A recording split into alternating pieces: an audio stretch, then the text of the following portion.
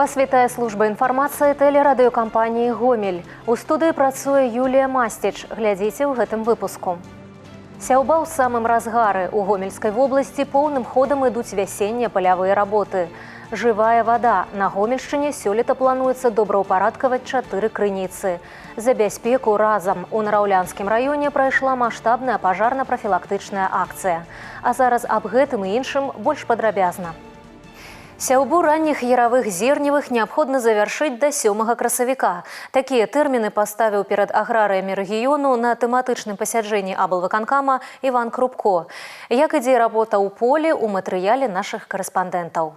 Адным з першых прадпрыемстваў, якое падключылася да вясновых пасяўных работ, стала птушкафабрыка «Рассвет». Работнікі выехалі на пале ўжо ў пачатку сакавіка на закрыццё вільгаці. 12 числа на прадпрыемстве пачалася пасяўная. На сённяшні дзень план выкананы ўжо на 80%. Из яровых зерновых и зернобобовых у нас по плану 500 гектар овса и 100 гектар зернобобовых. В этом году решили посеять горох. Горох уже посеяли, овес уже заканчиваем. По травам мы в этом году планировали 50 гектар люцерны. Люцерну мы тоже посеяли. И сейчас там многолетняя злаковая, там 13 гектар у нас по плану. На днях мы планируем их тоже. Прадпрыемства ўжо даўно выкарыстоўвае сістэму дакладнага земляробства. Гэты метад дазваляе адпраўляць фотаздымкі прама ў кабіну механізатара. Гэта значна спрашчае каардынацыю маршруту сельгастэхнікі і паказвае, якія участкі поля ўжо засеяны. Такі спосаб пасеву дазваляе эканоміць паліва і паскарае працэс. С 7 до 7 работаем. Сейчас посевная. Сложности нет покуда. Нормально все. Сейчас овес, горох сеял вчера. На пасяджэнні пазначылі, што сёлета запланаваны пасеў яравых каласавых збожжавых, зернебабовых і крупяных культур на плошчы амаль 94 тысяч гектараў, кукурузы на зерне 90 тысяч, тэхнічных культур больш за 9,5 тысяч гектараў, бульбы 2,5, кукурузы на сілэс каля 195, аднагадовых траў больш за 21 тысячу гектараў. Таксама плануецца пасеў шматгадовых траў на плошчы 29 700 гектараў. На сегодняшний день готовность сельхозтехники к полевым работам составляет 96%. До числа 5-7 апреля мы завершим приобретение как семян ранних яровых культур, так и трав. Іван Крупко адзначыў, што пасеў ранніх яравых збожжавых неабходна завершыць да 7 красавіка, лёну да ўгунцу да 18 красавіка, кукурузы на зерні і бульбы да 8 мая, кукурузы на кармавыя мэты і аднагадовых траў да 20 мая, гародніны да 1 чэрвеня. Даніл Дробатаў, Уладзіслаў Казлоў, тэлерадыёкампанія «Гомель». Вада, якая б'ецца з-пад зямлі. На Гомельшчыне плануецца добраўпарадкаваць 4 крыніцы. Усяго такіх прыродных багаццяў у паўднёва-ўсходнім рэгіёне налічваецца каля 260. Як змяняюцца маляўнічыя куткі вобласці і якія планы па добраўпарадкаванні крыніц? Аб жывой вадзе Тацяна Піменёнкава. Гомельшчына багаты маляўнічы край. Крыніцы для нашых людзей месцы асаблівыя, але з цягам часу нават самыя чыстыя куточкі зарастаюць і патрабуюць догляду. Гэтай крыніцы ў залессі ўжо звыш паўвека. Другое жыццё усяляюць як мясцовыя жыхары, так і спецыялісты аховы прыроды. У гэтым годзе да пытання добраўпарадкавання падыдуць больш комплексна. Задача даволі простая – зрабіць камфортна людзям і прыроду не пакрыўдзіць. Ганна Трыбуналава п'е з гэтай святой крыніцы больш за паўстагоддзя. Кажа, сучасныя калонкі нават і блізка не стаялі побач з гэтай вадой. Вода очень хорошая. Стоит ведерко, не ржавее ничего. Давно я тут уже 50 годов живу, и 50 годов сейчас дохожу, беру. Так, вода хорошая. Приезжаю в Чечерска, и оттуда залезть, и сюда беру. Та с колонки постоит, так это кастрюли поделали ржавые. Карані традыцыі настолькі моцна аказваюць уздзеянне, што нават дзеці ведаюць цану гэтай вадзе. Браты Сачынскія па некалькі разоў за дзень прыбягаюць да крыніцы. Так, кожны раз па 10 літраў лекавай вады адпраўляецца на стол да сямейства. Вода проточная, чистая и прозрачная. Она очень вкусная. Мы можем тут гулять с друзьями, бегать, прыгать. Мы с папой и мамой можем летом купаться тут. Подходим, там есть пластмассовая бутылка вырезанная, и мы пьем. Такая папулярнасць абавязвае больш пільнай увагі ад эколагаў. Каб запланаваць добраўпарадкаванне крыніц, праводзяць нямала праверак, бо мэта павінна апраўдваць сродкі. Аналіз крыніцы ў Залессі правялі як біялагічны, так і хімічны. Если конкретно этого родника чисто, мы его и почистили, и от мусора почистили, от зарослей почистили. Все, вода пришла в норму. Да, первое время были небольшие превышения, все, потом все стало нормально. Но это превышения были не из-за самого родника, а потому что он был грязный. У Чачэрскім раёне да крыніц увага асаблівая. У аграгарадку Залесся ўжо папрацавалі на сумленне. Устаноўлены малыя архітэктурныя формы, праведзена ачыстка крыніцы, а тэрыторыю упрыгожваюць маладыя дрэвы. Тым не менш, на гэты год планы на добраўпарадкаванне таксама ёсць. Год благоустройства мы планируем также еще продолжить работы по этому роднику. Здесь сделать дорожки, информационный щит, цветники разбить и также еще украсить деревьями. Еще у нас в одном сельском совете, населенный пункт Холочья Роковичского сельского совета, предусмотрено благоустройство родника. Там тоже каптаж нужно сделать новый, покрасить и обустроить, посадить деревья. Усяго ў Гомельскай вобласці зарэгістравана 260 крыніц. Частка з іх добраўпарадкавана маюць павільёны і камфортны доступ да вады. Тым не менш, ёсць і тыя крыніцы, якія патрабуюць больш пільнай увагі, якой у год добраўпарадкавання будзе спаўна. Тацяна Піменёнкава, Валерый Гапанько, тэлерадыёкампанія «Гомель».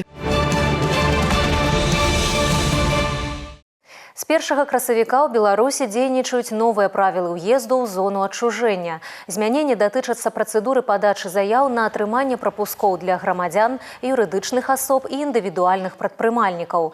Заявы могуць падавацца ў пісьмовай форме праз кур'ера, паштовую сувязь ці ў электроннай форме праз адзіны партал электронных паслуг. Изменения коснулись перечня запрашиваемой для граждан Республики Беларусь персональных данных, что облегчит время на прием заявлений и на выдачу пропусков. В заявлении указывается фамилия, имя, отчество гражданина, паспортные его данные, в том числе идентификационный номер, место работы, куда следует и с какой целью. При вывозе и ввозе имущества либо каких-то грузов указываются сопроводительные документы. Рассмотрение и выдача пропуска осуществляется в день подачи заявления. У выпадку з замежнікамі неабходна будзе ўказаць грамадзянства і дадзеныя дакументаў, якія сведчаць асобу. Да заявы патрэбна прыкласці копіі дакументаў, якія пацвярджаюць неабходнасць наведвання тэрыторыі з кантраляваным прапускным рэжымам.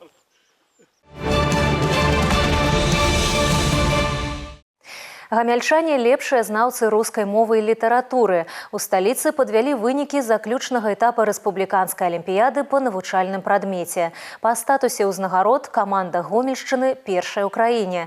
З удзельнікамі інтэлектуальнага спаборніцтва сустрэліся нашы карэспандэнты.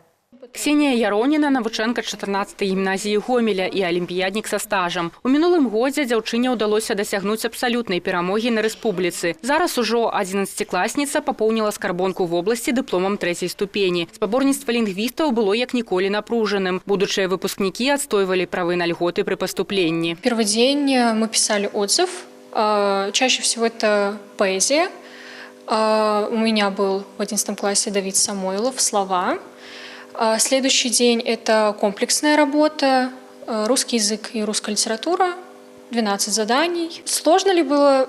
Вот комплексная работа как будто бы показалась мне легче, но отзывы – это всегда для меня большой труд. Да алімпіяды Ксенія рыхтавалася пад кіраўніцтвам трэнера абласной каманды Жанны Жадзейка. Заслужаны настаўнік Беларусі працуе ў 14-й гімназіі Гомеля і навучае рускай мове і літаратуры выпускныя класы. Філолог на працягу 3 дзесяцігоддзяў уносіць істотны ўклад у падрыхтоўку лінгвістычных зорак рэгіёну. Выступили мы очень успешно. Из 8 дипломов 5 – это дипломы самой высокой пробы, первой степени.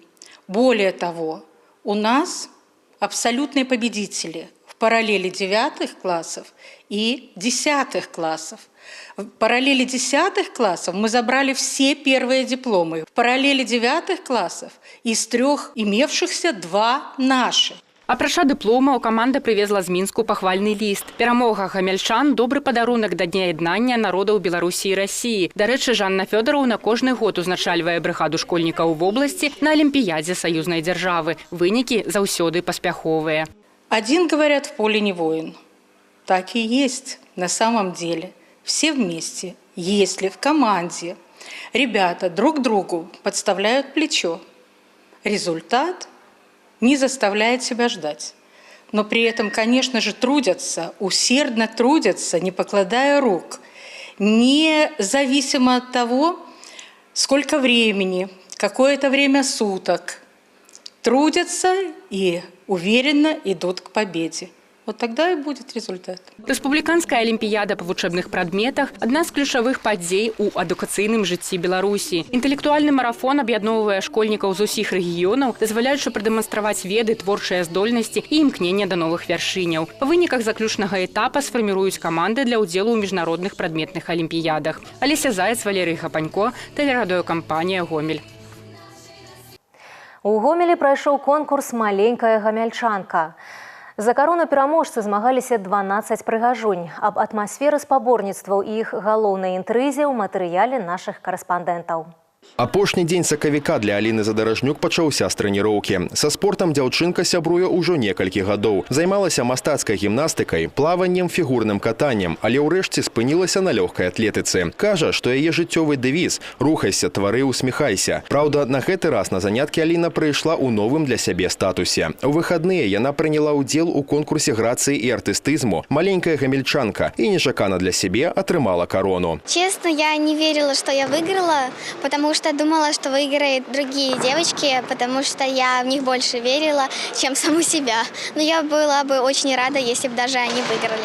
Мы ведь очень подружились, вместе общались, они были очень добрыми и дружелюбными. Я желаю им удачи по жизни. Гэты конкурс «Маленькая гамельчанка» 13-й па ліку. Праўда, апошні раз ён праводзіўся ў 2020-м. Пасля 4гадовага перапынку яго вырашылі адрадзіць зноў. Арганізатары спаборніцтва юных прынцэс, Гомельскі гарадскі цэнтр культуры і мадэльная школа при падтрымцы гарвыканкама. У нас был кастинг, проходил 2 февраля. На кастинг пришло более 30 участниц, и среди 30 определены были 12 самых лучших финалисток. Конечно, смотрится харизма, артистизм, умение держаться при разговоре. Патрабаванняў, якія існуюць да старэйшых мадэляў, у гэтым конкурсе няма. Вага і фізічныя параметры тут значэння не маюць. Галоўнае – камунікабельнасць і жаданне прадэманстраваць свае лепшыя якасці. Мама нашла в компьютере и решила мне предложить. И я согласилась. Я очень давно хотела попасть в этот конкурс, и мне предложила мама сходить. И я решила попытать свою удачу. Конкурс працягваецца каля 2 гадзін. За гэты час кожная дзяўчынка выходзіць на сцэну 5 разоў. Рэпетыцыі праходзілі на працягу месяца. Прычым апрача сумесных трэніровак займаліся яшчэ і самастойна. Гэта быў вельмі напружаны перыяд, які запомніцца назаўсёды. Были репетиции, также я дома прорабатывала все. Танец, тоже танцевала дома, танцы, дефиле ходила. Готовили костюм вместе, визитку учила. Все девочки дружат, все дружные, хорошие, все друг друга поддерживают. У нас у всех хорошие взаимоотношения, все хорошо. До 2020 года разом з маленькімі прынцэсамі у конкурсе прымалі ўдзел і юныя джентльмены. Сёлета іх вырашылі не запрашаць, але не выключана, што ў наступным годзе конкурс можа прайсці ў ранейшым фармаце. Олег Сенцюроў, Михаил Синицын, Сергей Лукашук, Валерий Гапанько. Телерадиокомпания «Гомель».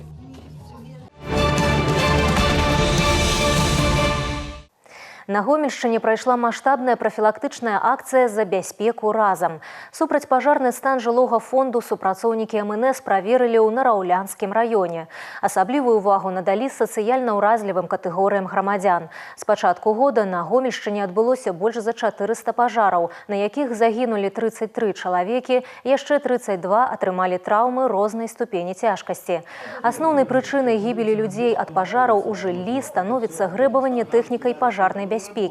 Таму, акрамя праверкі, ратавальнікі правялі інструктыўна-тлумачальную работу. На территории Наравлянского района проведена пожарно-профилактическая акция «За безопасность вместе». Работниками Гомельского областного управления принято участие в акции, обследовались домовладения социально уязвимых категорий граждан, выявлялись нарушения требований пожарной безопасности, особое внимание уделялось печному отоплению, наличию автономных пожарных извещателей, их исправности. В случае установления нарушений требований пожарной безопасности гражданам вручались рекомендации. Рейдовые мерапрыемствы ў Нароўлі сталі завяршаючымі ў рамках акцыі «За бяспеку разам». Усяго ў перыяд акцыі выратавальнікі абследавалі звыш 5000 домаўладанняў. У МНС упэўнены, кожная сустрэча з людзьмі – крок да фарміравання ў грамадзян усведамлення неабходнасці захавання правілаў пажарнай бяспекі. И напрыканцы выпуска про надворье. На Гомельшчыне на ближайшие сутки объявлены оранжевый уровень небяспеки. У день на большей части территории чакаются моцные дожди. Ветер паўночны, паўночна-заходні 5-10 метров за секунду. У день порывы до 15-18 метров за секунду. Температура паветра ночью плюс 8 градусов Цельсия, днем до 13 градусов вышэй за 0. Гэтыя і іншыя навіны вы можете знайсці ў нашым тэлеграм-канале, а таксама на сайце ў інтэрнэце па адрасе tvr.gomel.by. На гэтым выпуск завершаны. У студыі для вас працавала Юлія Мастич. Усяго добрага і да сустрэчы ў эфіры.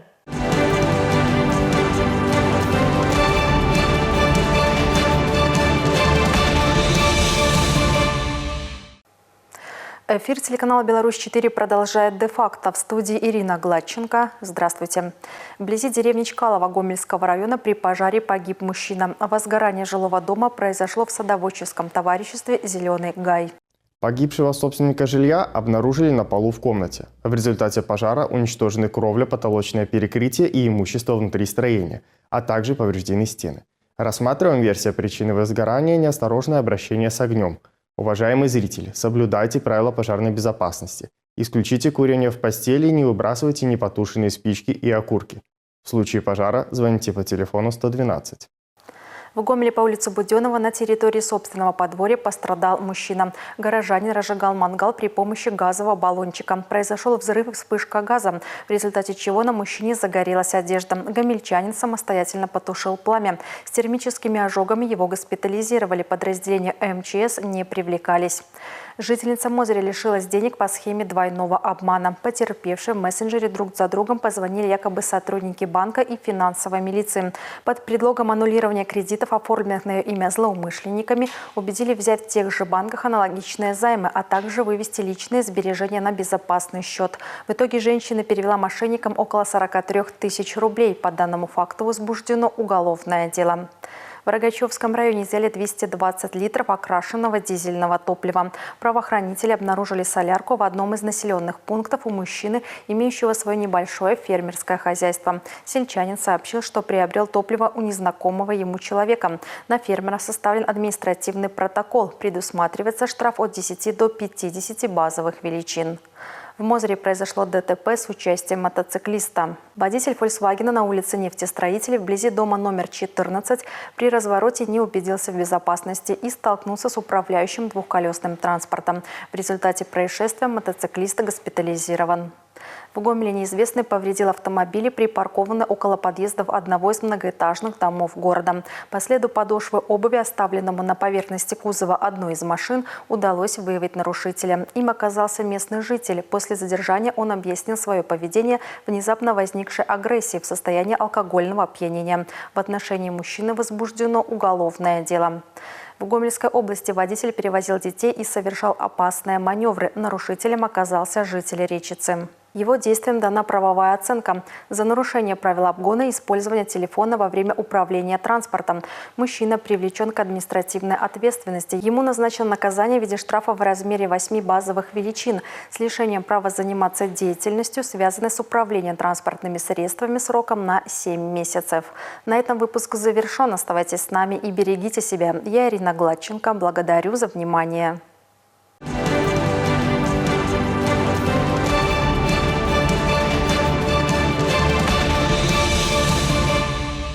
Ни одной команде не удалось избежать потерь на старте футбольного чемпионата Беларуси. Серебряный призер прошлого первенства Гродненский Неман после крупной виктории в первом матче неожиданно уступил во второй игре чемпионата на своей арене футболистам Гомеля 0-1. Победный мяч на 69-й минуте игры забил Александр Бычко. Также чемпионы страны футболисты Минского «Динамо» в гостях разошлись миром с обладателями бронзы жодинскими торпедовцами 0-0. Брестские «Динамовцы» выигрывали в Новополоцке у местного «Нафтана» со счетом 2-0, но в итоге довольствовались лишь ничьей 2-2.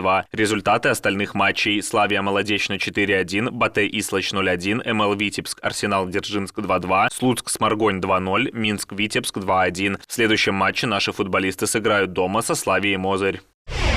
Белорусские дзюдоисты выиграли 2 бронзовые медали международных соревнований среди спортсменов не старше 18 лет Кубок губернатора Санкт-Петербурга. Во второй и заключительный день соревнований призером турнира стала наша Софья Лисовская, выступающая в весовой категории до 63 килограмм. Белоруска одержала 2 победы в предварительных схватках, но потерпела поражение в 3-м круге и попала в утешительную сетку. Там Софья прошла 3 соперниц, а в поединке за бронзу одолела соотечественницу Варвару Красько.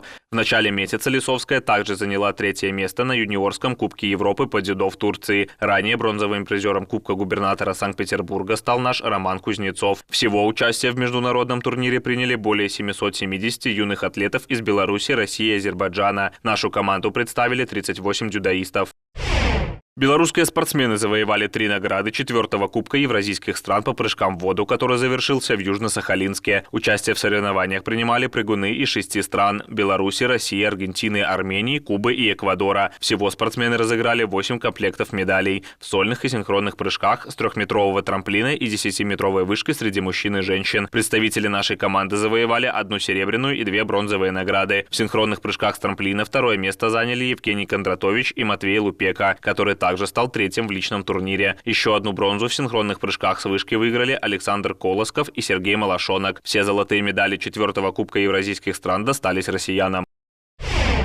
Хоккеисты Минского «Динамо» потерпели первое поражение в серии стартового раунда плей-офф континентальной хоккейной лиги против ЦСКА. После 2 подряд побед «Динамо» на родном льду 5-2 и 5-3 команды переехали в Москву. Начало матча осталось за гостями. Уже на 2-й минуте встречи точный бросок из правого круга вбрасывания нанес Крис Тирни. В следующем игровом отрезке зрители на ЦСКА-арене также увидели 1 заброшенную шайбу, но на этот раз в исполнении армейцев. Незадолго до ухода на перерыв зубры получили право на буллит, однако Тирни не сумел переиграть голкипера соперника. В заключительной трети динамовцы дважды оставались в меньшинстве, и оба раза хозяева сумели реализовать лишнего. За 7 минут до финальной сирены москвичи довели разрыв в счете до крупного. Отличился белорусский нападающий клуба Иван Дроздов, который был автором голевой передачи во второй результативной атаке ЦСКА. В итоге 1-4 подопечные Дмитрия Квартального терпят первую неудачу в текущем розыгрыше Кубка Гагарина. 4-й матч серии до 4 побед состоится завтра также в столице России. Начало в 19:30. 5-я игра противостояния пройдет на Минск-арене в четверг. Белорусские биатлонистки не вошли в число призеров гонки с массовым стартом на чемпионате России 2025 года в Ханты-Мансийске. Участие в женском масс-старте приняли 30 спортсменок, в том числе все сильнейшие представительницы Беларуси. Гонка у наших девушек не задалась. Ни одной из них не удалось попасть даже в топ-15. Лучшей из белорусок стала Анна Соло, которая допустила 7 промахов на стрельбе и финишировала 17-й. Ирина Шаклейна расположилась следом. Динара Смольская с 7 кругами штрафа заняла 21-ю строчку. Ксения Воробей показала 24-й результат. Золото в гонке с общего старта завоевала Анастасия Халили. Второй стала Анастасия Егорова, бронза у Ирины Казакевич. Белоруска Арина Соболенко впервые стала победительницей турнира категории ВТА 1000 в американском Майами с призовым фондом почти $9 миллионов. В решающем поединке первая ракетка планеты обыграла американскую теннисистку Джессику Пегулу, у которой 4-я позиция в мировом рейтинге 7-5-6-2. Встреча продолжалась 1 час 29 минут. Теперь в активе Арины Соболенко 19 побед на профессиональных турнирах. На пути к нынешнему финальному поединку первая ракетка планеты не отдала соперницам ни одного сета. Обыграв болгарку Викторию Томову, румынку Елену Габриэлу Рузе, китаянку Джен Циньвэнь, итальянку Ясмин Паулини и американку Даниэль Коллинз, которая выиграла этот турнир в 2024 году. Чемпионка Miami Open 2025 заработала более $1 миллиона и 1000 рейтинговых очков. Аршанский Витен потерпел второе поражение в матчах чемпионата Беларуси по мини-футболу. После недавнего проигрыша в Бресте аршанцы уступили в Гомеле местному БЧ с результатом 3-4. А вот остальные фавориты свои матчи выиграли и догнали Витен в турнирной таблице. Действующие чемпионы страны спортсмены столицы победили на своей арене Минское Динамо БНТУ 5-4. Гомельский ВРЗ уверенно переиграл на выезде Борисов 900 5-2. Голевой дубль в составе победителей оформил лучший бомбардир турнира Дмитрий Шимановский, в активе которого стало 22 мяча. Столичная охрана «Динамо» разгромила у себя дома Брестский «Меркурий» ГТК 8-1, а Гродненское УВД «Динамо» было сильнее гостей из Светлогорского ЦКК 6-1. Положение в группе лидеров после 19 туров таково: Витен 43 очка, ВРЗ 43, Столица 43, охрана «Динамо» 41.